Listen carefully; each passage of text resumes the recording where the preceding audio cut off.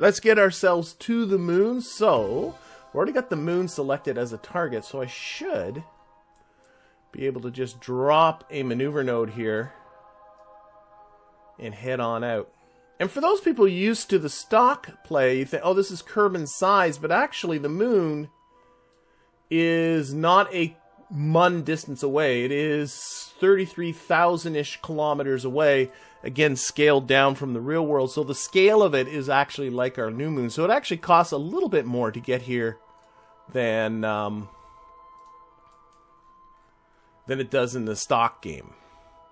And I want to select my maneuver. And I want to put this guy in a polar orbit is going to be the plan. You can see here I've got my relays. That was finally set up last week.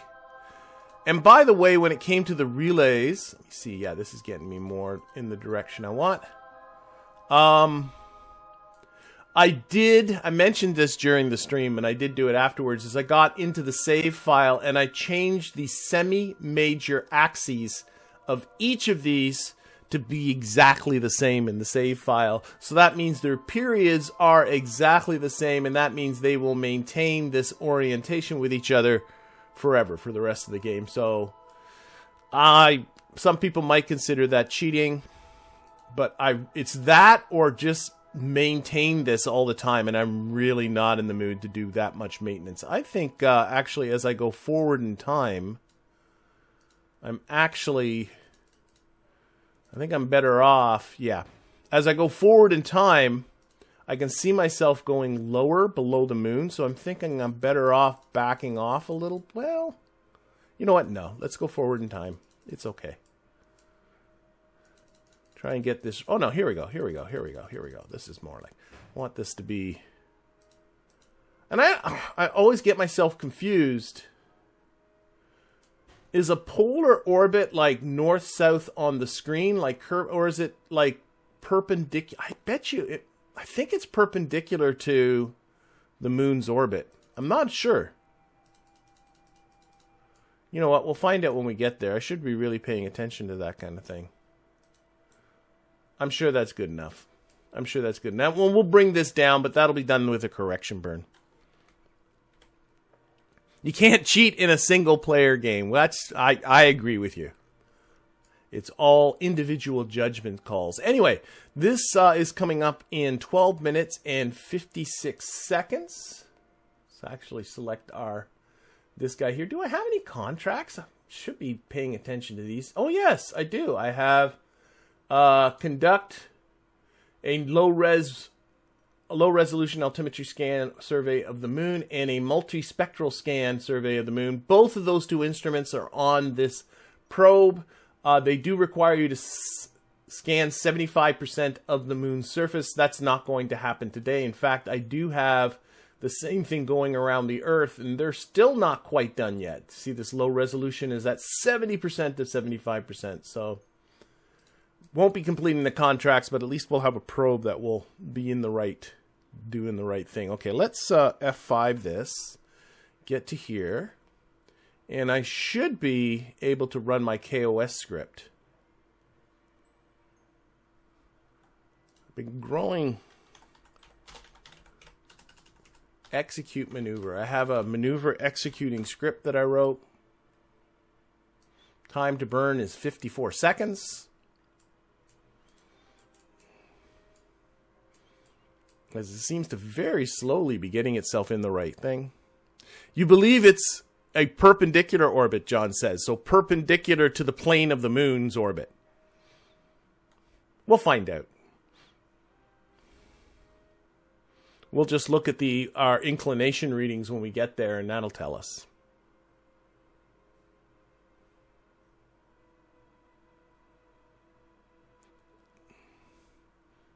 Yeah, I know. There's some restrictions on how to deal with axial tilt that I think real solar system has to work around. And that's where things get confusing and not quite matching what real life is. Because in stock KSP, none of the planets have any kind of axial tilt. But here they wanted to do that, which is great. But I think they had to do some, have to work within the engine that they got. Yeah, we'll learn soon. Either way. I think I got the fuel to make a plane change and all that kind of stuff. Alright. So very simple probe for those people that missed last week's stream. I really don't. There's like a hex core in here. Yep, the hex core in here. That's the altimetry scanner. That is the multispectral analyzer here. A whole army of batteries. These use a lot of electricity, so big solar panels, the biggest ones I have. And they generate a lot of data, so I got this HG5 antenna. I don't need it for the signal strength, but I do want it for the transmission speed. And we'll see how this thing does. Alright. Should be getting to the end of the burn, and it just cut it right there. Did I actually get what I want? I didn't get what I want, so I'll have to finish this off manually. You know, I've been working with KOS for so long that I thought I'd worked out all the kind of kinks, and then I keep finding new kinks. I don't know. But whatever. It's okay. I do have an alignment program that seems to work great for lining up the solar panels. The solar panels, because that's what they're called. Alright. So we'll let that go, and then we'll plan here our correction.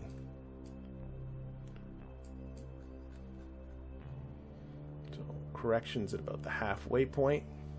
I do like the extra little bit of challenge of having to deal with the fact that the moon is in a fairly highly inclined orbit. That's kind of fun. Okay, here we go. So I want to bring this periapsis down to about 60 kilometers. Actually, a little bit below 60 kilometers. And the reason for that's not for the mapping, but I do have the site experiment. And the site experiment has a space low component, and low space about the moon is 60 kilometers, I'm pretty sure. And it only takes an hour to collect, so the plan's going to be to put it in a low orbit below 60 kilometers and then push it out to about 100 kilometers, which is the better orbit for it. Okay, I want to play with the timing of this and get it in the most efficient location. So that I'm just looking at my periapsis and seeing where it gets it as small as I can before it starts going back up. There, it's starting to go back up.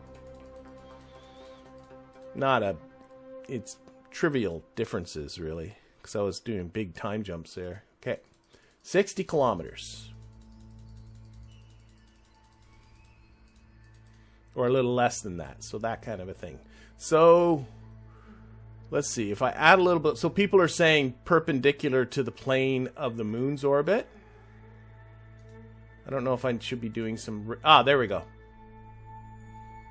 The big radial chunk there. That I think looks pretty good just with my eyeball. We can do adjustments when we get there. Okay. So that burn is only 0.9 or 9/10 of a second, so we're going to reduce our thrust limiter here. Somebody suggested, because my script doesn't do well with, well, it doesn't seem to do well with that previous burn either. But it doesn't like really short burns. Okay. F5 before I time warp. Hello, Vincent. Glad you can make it. And anybody else I might have missed along the way?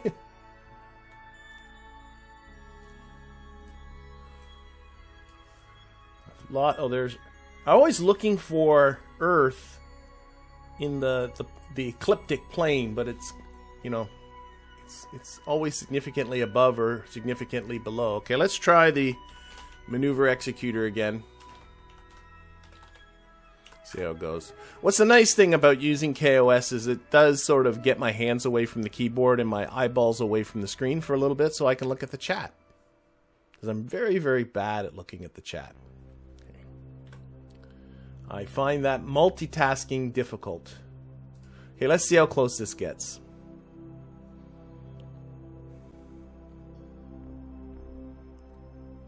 Perpendicular to the axis of rotation. Yeah,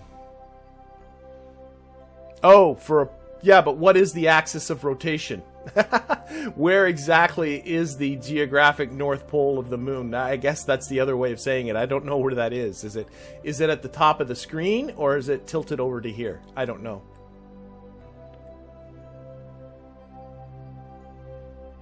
Okay, here we go.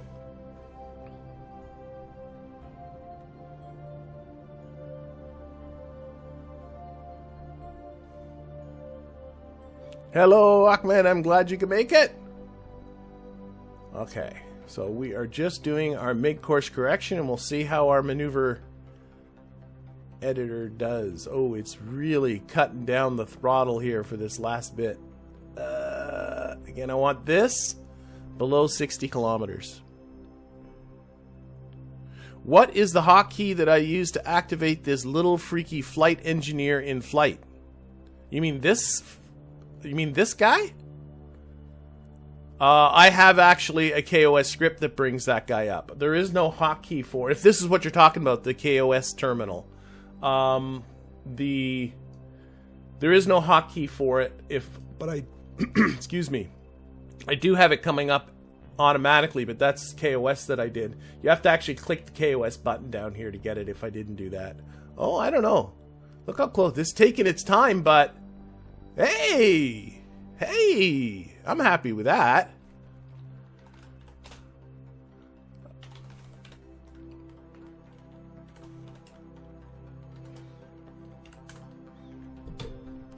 Move my microphone a little bit. I'm having trouble seeing my keyboard. Okay, I'm happy with that here. So I'm just realigning that. So we'll see if that's reasonably close to. Oops, get rid of that. That's reasonably close to polar or not. And if not, we'll make a change. Where is the moon? As always, it's coming at me from a direction that I don't anticipate. There we are, over there. Okay, F5. So I'm going to use alarm clock because I trust it so much more than the stock, and I'm going to give me alarm, stop me like a few minutes before the SOI change. There we go. Okay.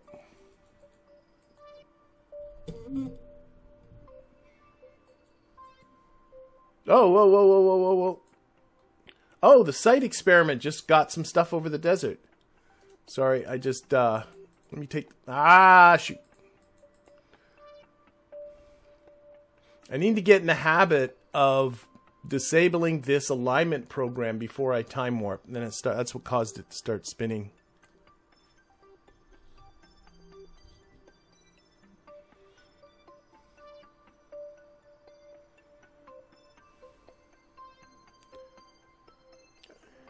Alright, let it settle out, and then we'll start that time warping again. Okay. Delete. I said delete. Okay, it's got to be a Control-C then. We'll force abort that. Alright, let's try that again. Hopefully now we won't get any. It's still rotating a little bit. You're annoying. You're annoying. Moon Mapper 1 batteries are almost out. How can their batteries be... Oh my gosh. Okay, just wait. No, that's the same. What's relax? What it? Okay, I'm confused here. Just give me a moment. Okay, take the time warp off. Time warp's off. The battery started dying with despite having huge solar panels and the SCANsat equipment isn't even on yet. What on earth is using up the batteries?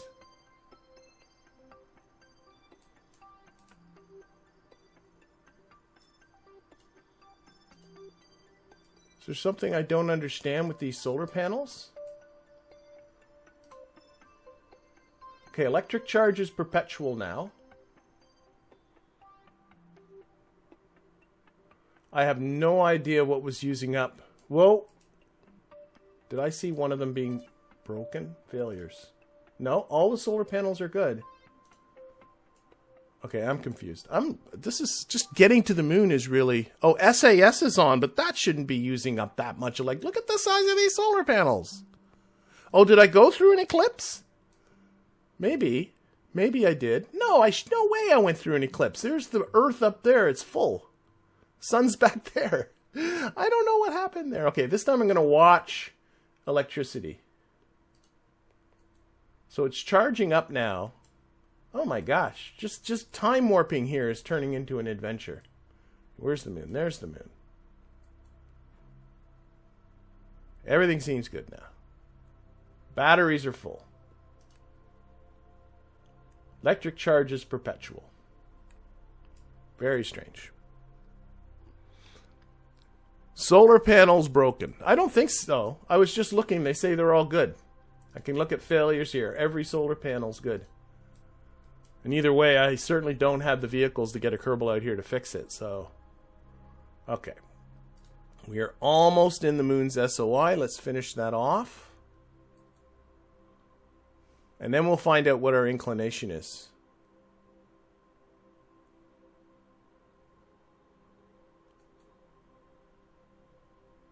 We're not there yet? We are there. Okay, what's our inclination? Let's look down here. It is 68.6. Okay. So what I'm going to do, let's open up Kerbal Engineer.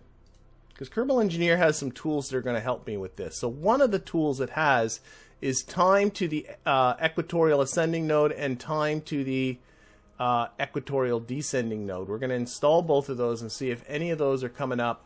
Oh, I hit the angle. I didn't mean to do that. Time. There. Let's take the angle out. I can always look at the angle down here. So I'm not very close to... Dun, dun, dun. Where am I? This is what I want to do. Take the time out. Angle out. There we are. Okay, close that. Close that. So now I got that I have the equatorial ascending node coming up in 5 hours and 47 minutes.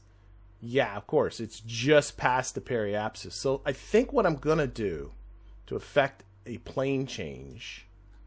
So I think out here it might be... Oh no, this might work. Oh no. No. We'll do it here. If I just do anti-normal. There we go. I can get 90 here. Yeah. So what we'll do... This is a tiny little burn. I'm just going to point myself that way. So point myself anti-normal. Does that make sense? That does make sense.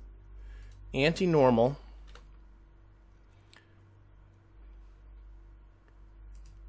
And the thrust limiter, I'm going to make it really low. Just like 1.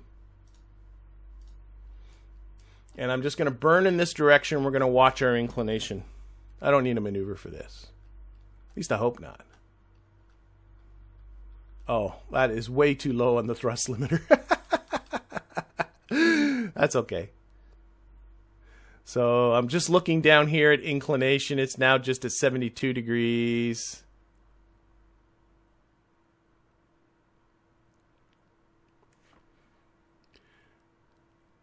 I don't feel too bad about my KOS skill. I am not a coder by profession or even really by training. I have some computer science courses under my belt. But they were a while ago. So I really have to consider myself a hobbyist. So considering that, I'm fine with my KOS skills. And I'm a kind of a good enough, get it so it's good enough type of thing rather than trying to make it perfect. At least when it comes to coding. Okay, we're at 87 degrees.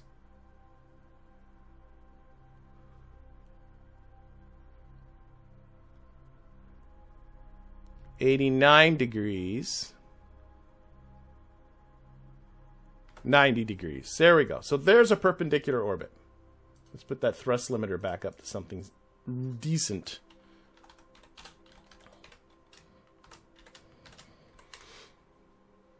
Okay, we'll line up for the solar panel. I don't know what happened with the solar panel. So there is, now we're going to get our answer. There is a perpendicular orbit, and it's not perpendicular to the plane of the moon's plane. It's like straight north-south on the screen. See that? Like for sure. So there we go. Now we got our answer. Okay, what's our periapsis at? It's 53. That is fine. Again, I just want it below 60. And we're just going to make a maneuver here and get our apoapsis just below 60 as well.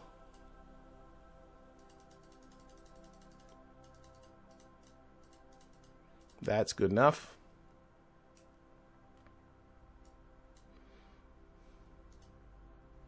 Okay. And that is a 53-second burn, so we'll give ourselves a little bit more on the thrust limiter.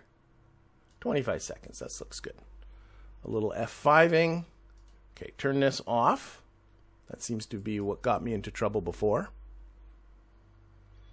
And let's get down there and do this.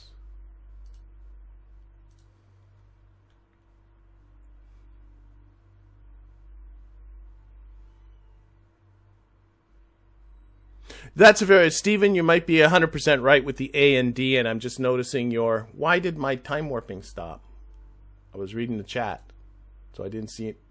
Oh, we're getting site experiments around the moon. Of course. Is that on now? Oh, maybe that's what's happening. That site experiment might be... Okay, we had just lost signal. All right. I think the site experiment uses more electricity than I thought it did. Oh boy. Okay, I'm gonna have to do some. We have to. Where's the moon? How close are we to the moon? I've lost. Okay, we're a long way off. We have lost electric charge, so we have no. I have no communication. Again, though, why isn't it charging back up again? We are in broad daylight. I think something funky's happening. Fortunately, I can't do anything, but I can't tell if my experiments are running or anything. This site experiment was definitely running. Let's turn this... Can I? No, I can't change that. I have no information about this probe because I have no communication with it. Oh dear.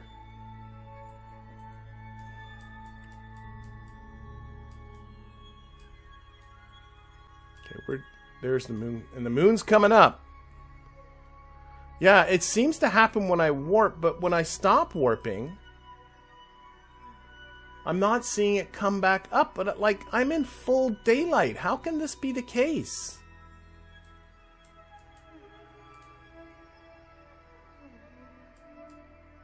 How can it be the case that I have no electric charge right now?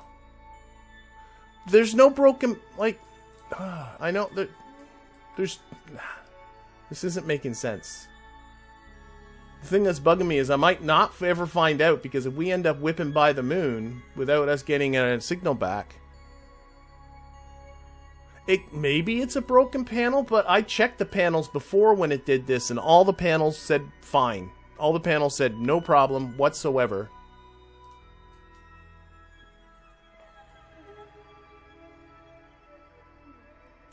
But it is not charging right now. You said a panel said broken? I didn't see that. But if a panel said broken, it's stock broken, not Kerbalism broken. Are you frickin' with me?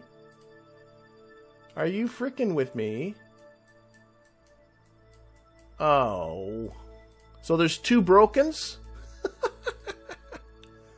Okay, that one just says bad orientation. That's fine, fair enough, but if I don't get a signal, this thing's done. Oh my gosh. Yeah, I might F5. That might be a better idea. And maybe at least we can puzzle out what happened. I did an F9 just before I started time warping, or an F5 just before I started time warping, a quick save. So if this thing blows by its periapsis, which it certainly looks like it's going to. Okay, let's F9. Let's go back to just before I time warp and try to figure out what on earth just happened there. So someone's saying they think it's stock broken, but not Kerbalism broken. Oh my god. That's frustrating. So let me see. So that one says the panel is broken. And this one says bad orientation, which is fine. And this one says panel is... I got 2 broken panels?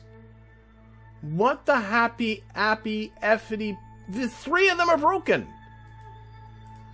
3 of them are broken! Oh, come on. That ain't right. And if I go to failures here, they all say good. But, okay. So this one, and this one all say broken. What the heck? Okay, so let's get this one.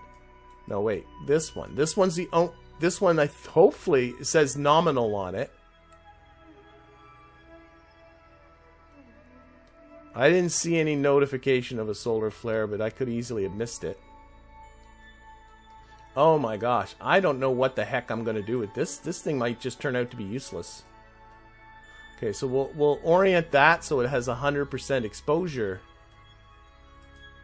But broken. I don't care if there was a solar flare. There's no way 3/4 of my solar panel should be gone. That just seems unreasonable.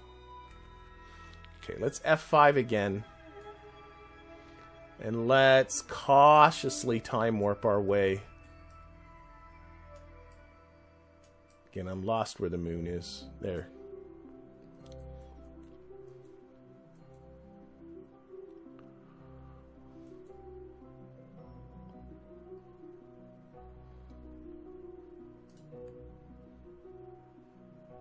Wow. Getting all kinds of site experiments, so that's something. I like the science. Okay, my electricity is still good. Because if that last solar panel goes, that's it, right? Maybe happened with the shroud. Ooh, maybe. Maybe. It might have, they may have been broken all of this time. And I'm only discovering it when I do the time warping. Well, right now my electric charge is perpetual, so I'm going to kind of live with this. Maybe the shroud, yeah, that they got damaged one on the yeah, that could be. Okay. Okay, we're here. Let's run our maneuver executor.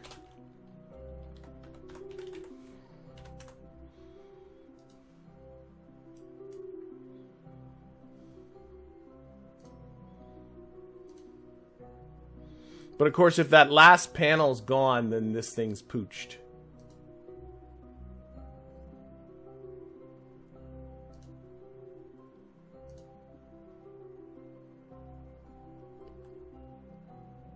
Check the manufacturer's warranty, yeah. The solar flares are coming from Kerbalism, but I don't know. Was there a notification of a solar flare? I didn't notice one, but I easily miss these things. I think that they got damaged with the shroud seems to me to be the most likely thing.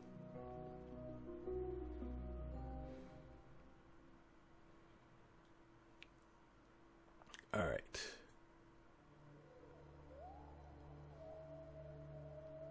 Well, we'll get this set up the best we can and hope for the best. I mean, I don't know what else I can do. I mean, I could send up another one, I suppose.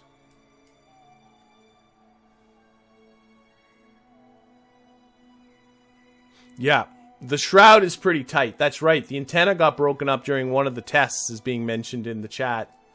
But it could be that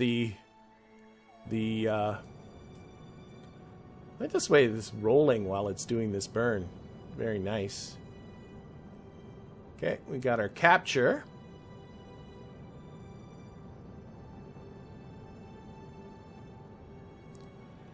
No, I think that it got broken by the shroud. The shroud was pretty tight around here. And I'm only noticing it now. Or not by the shroud, by the fairing. Okay, what's our orbit like? Orbit's beautiful. I love it. Okay, so we can run our alignment script. And we'll...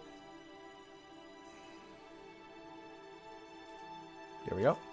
And let's look here. So we are running the SCANsat.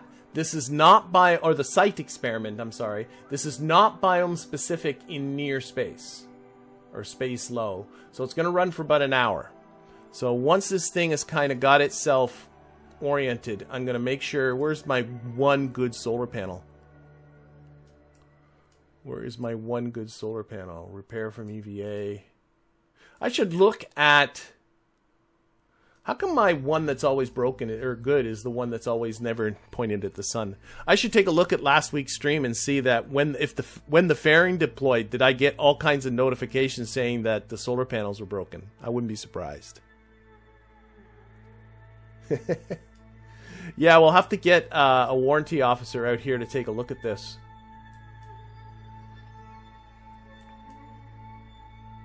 I mean, I suppose I could make a mission out of getting some Kerbals out this way and repairing it. I think it is doable.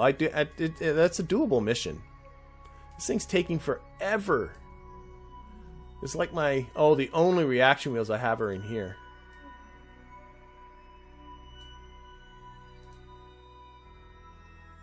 That's annoying that there's two. Well, then again, the stock damage only damages when you do something to them. So if it wasn't for the fairing, they wouldn't be broken. Okay, let's orient this. Again, I'm looking at the exposure here.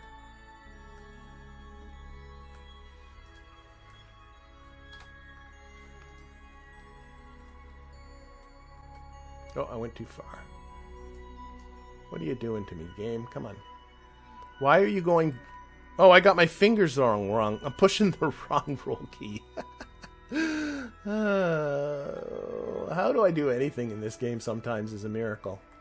Okay, there we go. I just want to get some really good solar exposure on my one panel.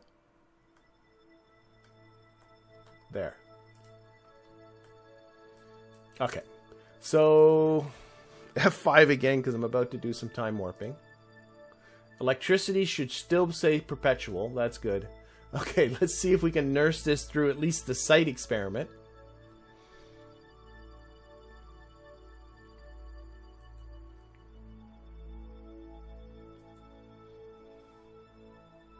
Thankfully, I did put a lot of batteries on this thing.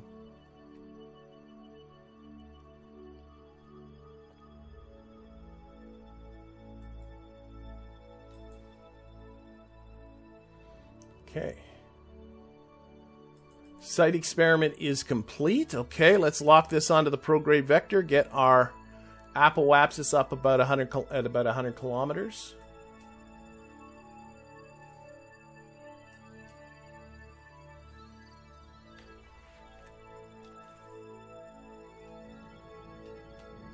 And then we'll turn on our SCANsat stuff.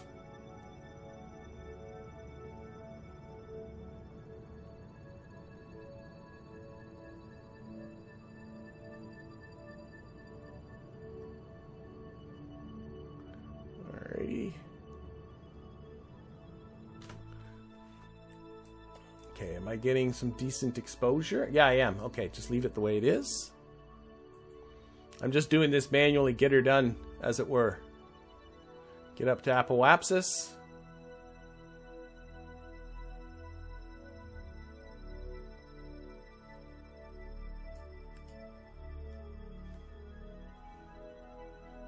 I like how this is just staying locked to prograde as we come around here. I do have... I got something installed that's dealing with rotation during time warp. I'm not sure if it's persistent rotation or not. You guys can look at the list of mods. Well, I'm almost there. Still got 97% exposure there, so that's good. And now the site experiment is running in high space, and here it's biome specific. So it's interesting. It's biome specific in high space, but not in low space. So now it's going to be collecting all kinds of science. And so far, like, this thing's done actually a pretty good job. It's already transmitted 51 science, so I can't complain about that. Let's put it back on the experiment. Okay, where's my time to peri? I'm 50 seconds away from apoapsis. Again, I'm just going to do this manually. All I want to do is get the periapsis up above 100.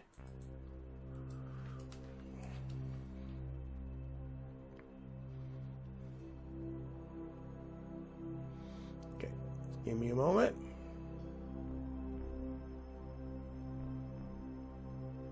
Okay, let's just start burning.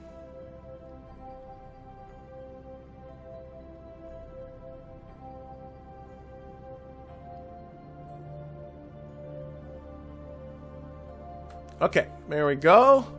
Again, align the solar panels.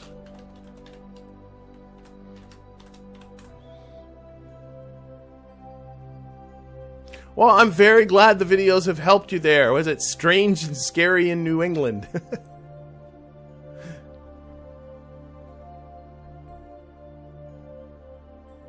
Yeah, it's 12.5 science per biome. It definitely is. Oh, I already got over the Midlands. But yes, it's 12.5 science per biome. We're in a polar orbit, so we'll eventually go over every biome. And there's a lot of biomes. So this can turn into a lot of science as long as she doesn't die on me.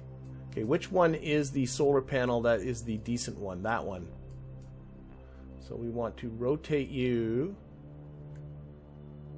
Okay, do that, do that. Ah! Just gonna roll this again, get some exposure on my one decent panel. Like, maybe we can nurse this with one panel. I don't know.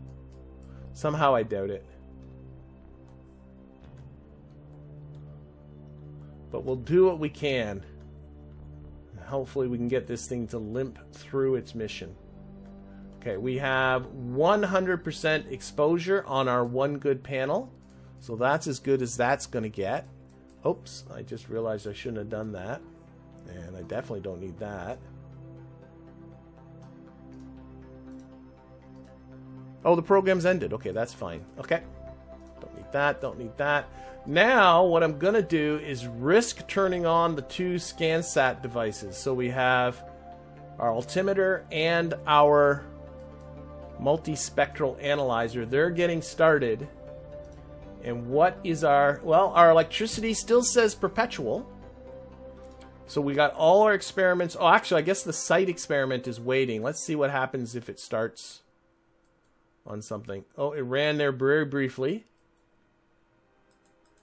There, now all of them are running... Oh, okay, forget it. I'm not going to worry about it. But all of them are running. Electricity is perpetual.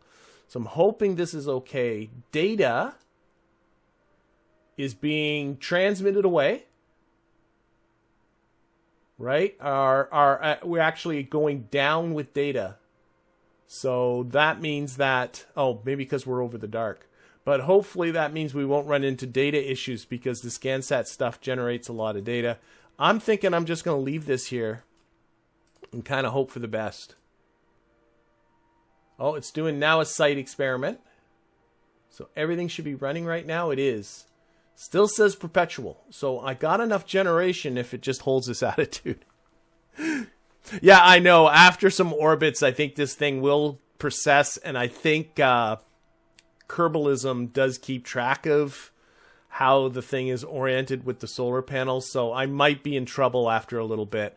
But I'm preferring to close my eyes and go back to the Space Center and hope that everything's going to be okay.